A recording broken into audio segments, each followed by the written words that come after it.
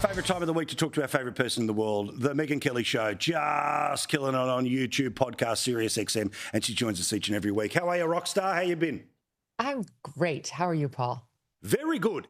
Now, by paying any attention to Jimmy Kimmel, we kind of feed the beast here, but I do need to note that while we were waxing lyrical last week about what he would or wouldn't do upon his return. Okay, 6 million people watched it, a lot more people on the internet, but that's always the way it is. Well, guess what? The audience has completely evaporated, back down to about 2 million. He will inevitably go back to where he was, sub that number. Geez, what a giant surprise, Megyn, that eventually they just go, yeah, he's still the same guy we weren't watching 2 weeks ago. Totally. That's exactly right. So, yeah, it's still a little inflated versus where his norm is. And that those numbers will be shaved down further as people realize, oh, he hasn't changed at all. But you look at the lineup for these shows, his and Colbert's, it's all Democrat politicians now, Paul. It's all Democrat politicians. They want us to get excited about booking Adam Schiff or Democrat journalists like Jake Tapper. Like, who wants to watch these people on late night TV? You know, back in the day when these things were actually shows people wanted to watch, you might see Tom Cruise. You know, you might see an actual star who didn't make himself all that readily available. And there was also a requirement that there be some level of clever wit delivered by the guest. Like, not just any nincompoop could get booked on these shows. Had to be somebody who had something to say and could say it rather cleverly. Now it's just, do you hate Trump? Welcome to Kimmel. Welcome to Colbert. I mean, who's booked on Kimmel this week? I think Colbert is making an appearance. So now it's totally inbred, right? The left, who hates the left, getting booked on the other left's show. And they wonder why half of America does not have any interest in them. It's not even like we hate them. We just have absolutely no interest in them. And so, yeah, Jimmy Kimmel's numbers have already fallen precipitously from where they were that first night, which was just like a curiosity thing. And they will continue to fall. And his show will be canceled. It's not a question of if, it's just a question of when. Well, and then again, just in relation to the Colbert of it all, sort of carrying on again, like literally referring to himself as a martyr while holding an Emmy. Come on, dude. But also, he wasn't marched out of the building. He's still on TV till May, which brings us to the incredible event in your life, which is that you have been out on your own and killing it now for 5 years. The podcast launched 5 years ago. It's grown into this absolute powerhouse that I absolutely believe was a massive part of the transition in American politics from 2020 to 2024. I love listening to your show, and I don't just say that because you're my guest. I say it because I listen to your show.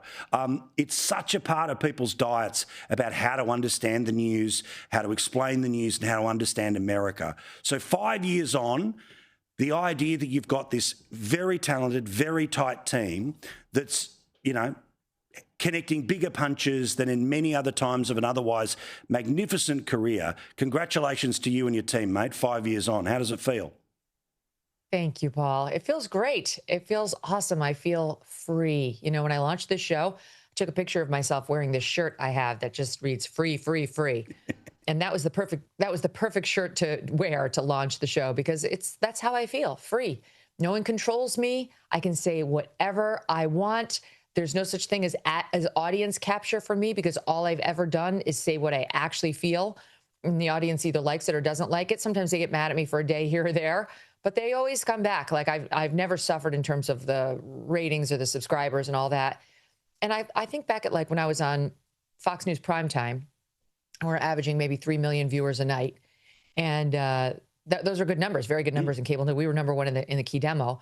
But here we're averaging about just under 150 million YouTube views a month. And that doesn't include my podcast numbers, which are huge. We're one of the top in the country. My social media, which are also huge and in the tens of millions. Like, it's amazing the exposure that you can get of your voice, your message, your content in 2025 America and beyond, right? You don't have to be beholden to a cable company, a broadcast company. You can just, you know, I posted a picture the other day because Sunday was the actual 5-year anniversary of me sitting in my kids' playroom in September of 2020 when we launched, just a tiny little corner of the playroom where Abby had to buy me a desk for like $130 on Amazon because we needed a one that was a triangle that would fit into the corner.